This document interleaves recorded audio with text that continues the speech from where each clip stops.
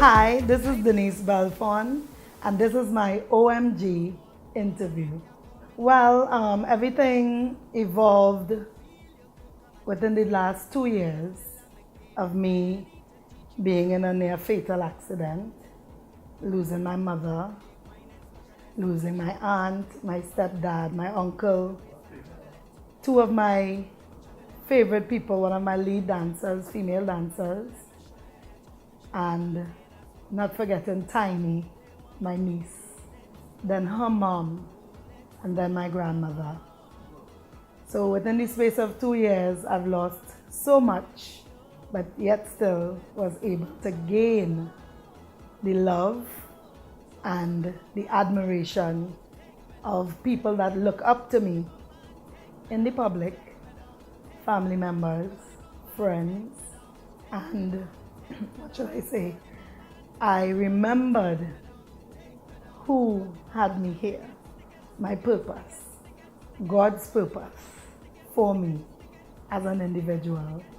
One day I was just, sitting at home and, being miserable, depressed, kind of confused at what was really going on with my life.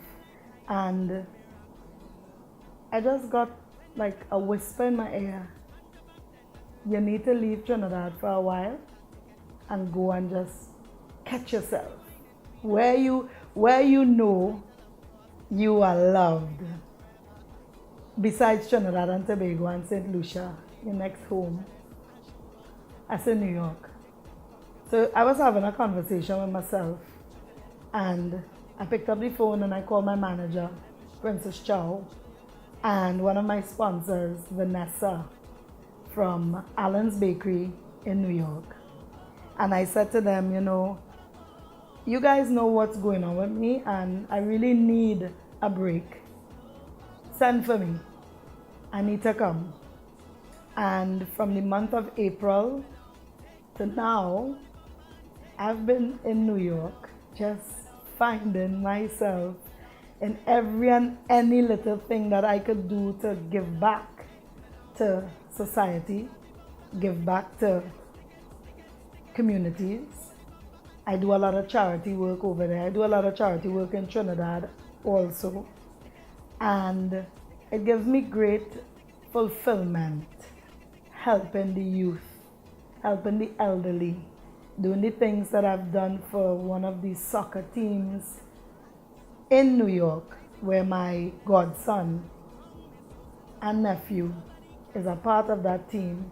They needed to raise funds and they didn't know how to go about doing it, and he ended up asking, Auntie, you can give us some ideas as to how to go about raising some money? And I was like, yeah. Just tell your coach, do up a letter that when we go to the mall tomorrow, because we're going tomorrow to sell some water. And he's like, what? We're going to sell water? I said, yes, we're going to sell water. I put on a t-shirt, a jeans, band up my head because I was going to work. And me and some of the footballers and my son, we stayed at a mall from, say, 2 p.m. and we left there at 5 p.m. We sold like 8 cases of water. And that in itself was something really, really, exciting for the young men. They were like, wow, just something as simple as selling water. We feel fulfilled. We feel like we did something for the team. And this money that they raised was money for them to pay to be a part of the Champions League, for the leagues that were, playing football in the different communities in Brooklyn, New York. So that's one of the things that I feel really good about on a daily basis, helping out and doing the things that I do for society. Everyone seems to be loving the way that I look. I keep getting compliments on a daily basis. These days now, I'm seeing friends of mine, people that I've grown up with, went to school with, fans, people that know me for years, walk up to me and asking questions like, where your mother? And I would be like, but mommy died. And they'd be like, Denise, I take you for your daughter. This has been happening on a daily basis. People that know me, they don't recognize me. When I speak, this is when they realize, hey, Denise, what you do? What is this? This transformation is really, really happening. And I took it upon myself to capitalize on it in the sense of losing the weight from all the grief. I did a holistic transformation, spiritually, mentally, physically. And I started the gym, I started walking, I started eating properly, drinking a lot of water. I don't do sweets and candy so much anymore, snacks and stuff, but there are days that I do binge. But when I do this is just for a short time, and I just go back to being the person that I am now. Prayer is very beneficial to everything that I do now. My new energy from now until 2020 or 2100 or however, I intend to just bring what the people been missing. They love me the way that I am, no matter what I do, but this time around it's like I'm being compared with when I started my career to now. So in my book, it's like a whole new, an evolution of Denise. So it's like you'll put a picture of me in the punch here, and you'll put a picture of me now, and you'll be comparing and trying to figure out, well, what year is this? This is now. But no, 23 years apart. 2018 Carnival season, God Spare My Life. I intend to bring greatness to the stage. More greatness, I should say, to the public and to those that love me, my fans. I love you all. The biggest lesson I've learned through all of this is that you don't forget that God is in charge. You don't forget that in life, free will is number one. You can't fight what is already destined.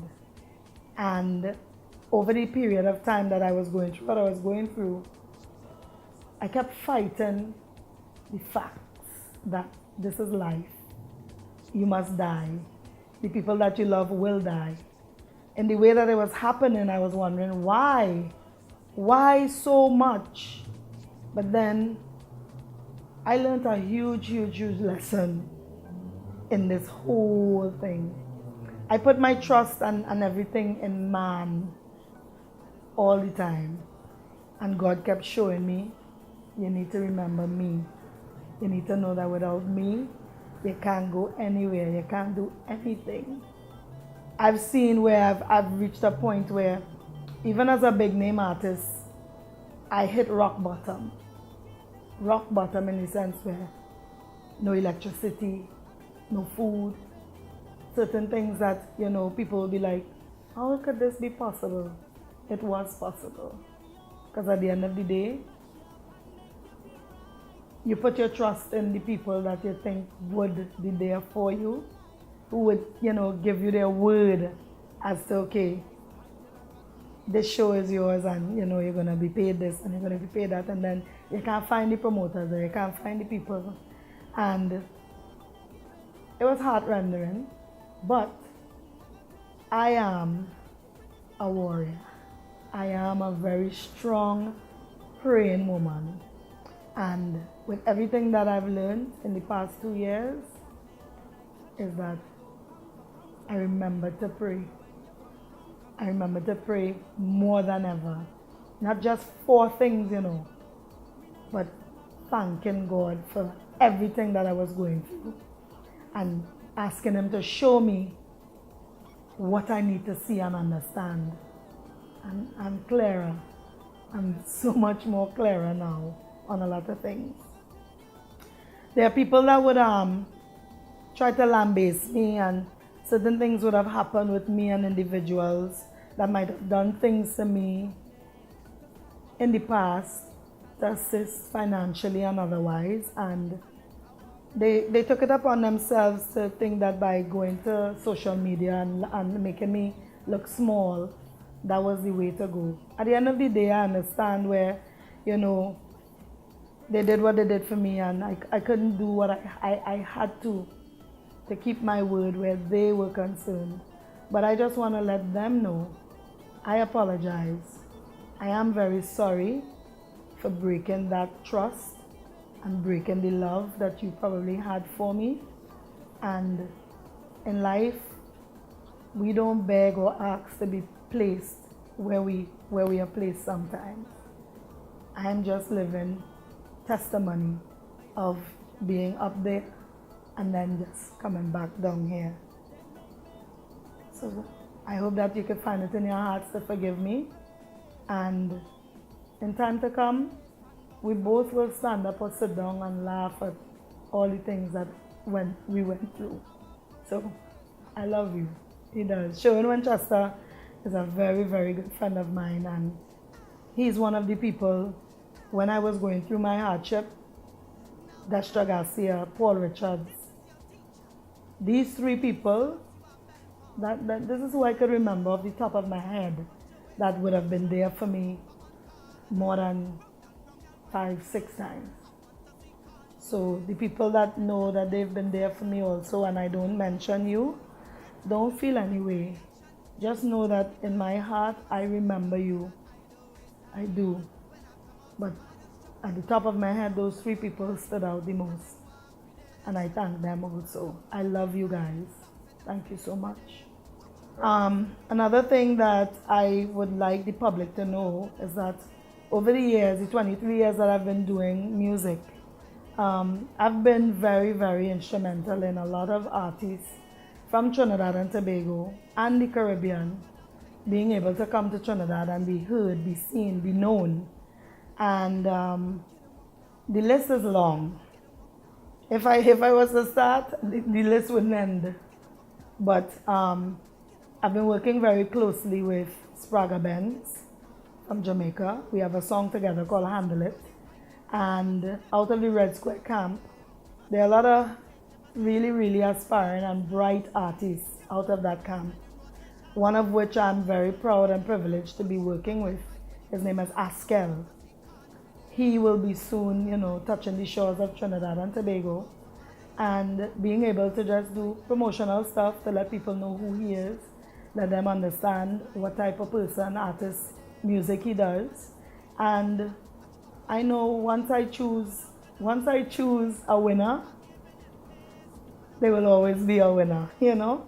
So, Askel, thank you so much for allowing me to be a part of your team. Spraga Benz, thank you so much for, you know, inviting me to be a part of the Red Square family.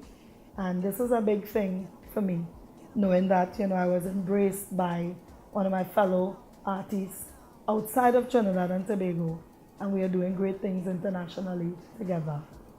My recent OMG moment was when I ended up making a decision to come home and get my youngest daughter settled in for her new school term. I was thinking I was so painstaking to leave New York and come back here and then go back and whatever and whatnot. And everything really happens for a purpose, for a reason.